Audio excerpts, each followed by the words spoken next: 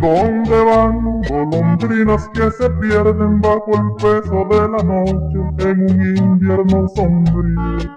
¿Dónde van golondrinas viajeras? ¿Dónde van? Llévenle mis recuerdos, llévenle un beso a mi compañera.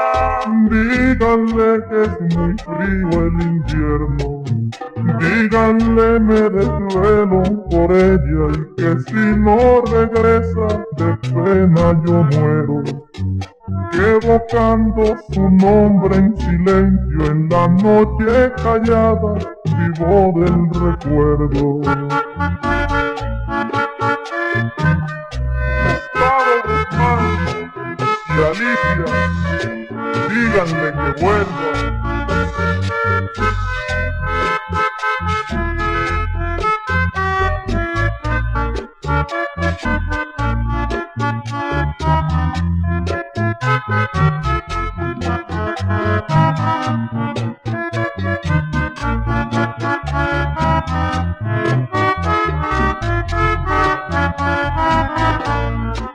Cuerdas viejas de aquella guitarra que en mil serenatas fueron mis testigos.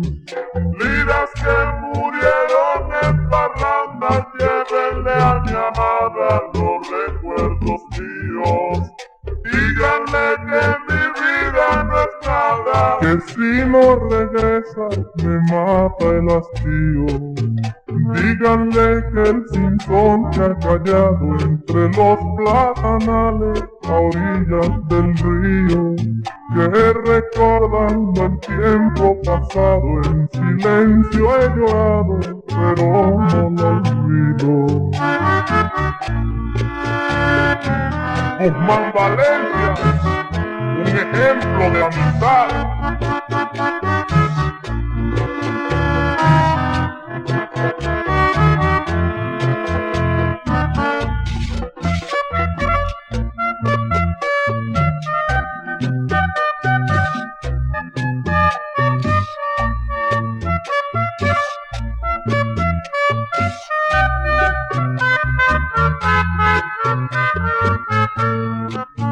¿Dónde van los amores que se pierden cuando sus recuerdos los mata un cariño?